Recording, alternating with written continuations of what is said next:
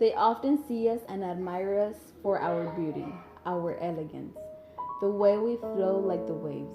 We have become an attraction here, and our purpose has been defeated. The ocean was once an aqua paradise where our only concern was what we would eat next, though slowly our home became uncomfortable.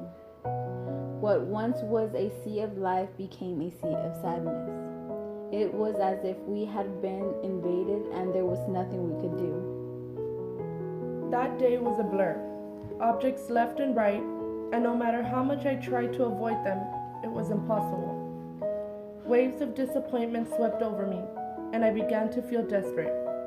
We were headed north, and I decided to enjoy a treat. We had eaten those treats before. This time, though, it was quite unpleasing. But we kept going. I struggled to swim because my vision was becoming faint. The sound of a loud trumpet like horn caught our attention. As we kept swimming, the noise became louder, as if it was coming closer, yet we couldn't see what exactly it was. I looked to my right to make sure you were there. I saw you vulnerable, and I didn't know what to do. The next thing I remember was silence as a grave. I could feel being lifted, handled, and moved.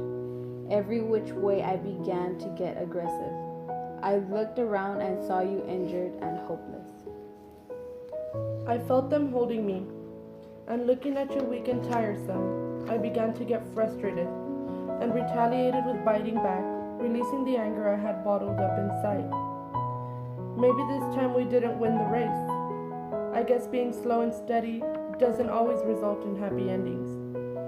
I sat there, blank and lifeless, and I began to ponder our purpose. If we're seen as beautiful, as something so lovely, an attraction to our oceans, then how could this be happening? Maybe in reality we're nothing, just sea turtles taking up space.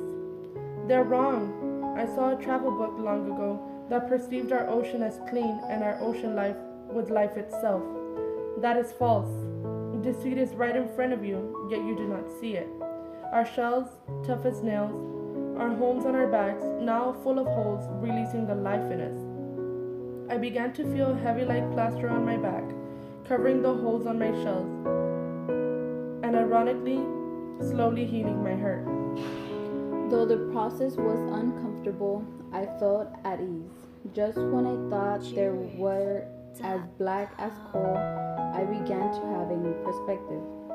I was amazed to see them being so caring and confided in them to help us, and at while save us. They are as different as night and day.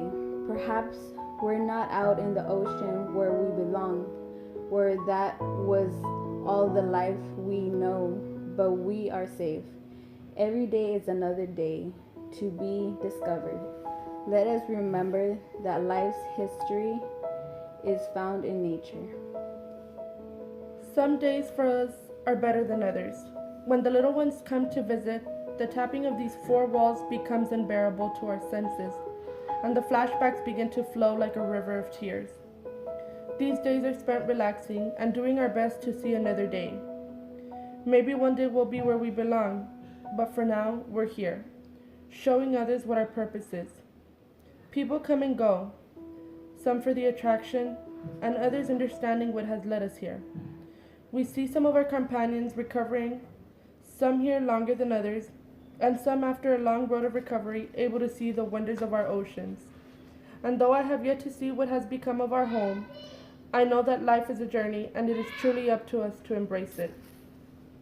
Perhaps one day, what is written on those little travel books will one day be actual proof of what our life has become today.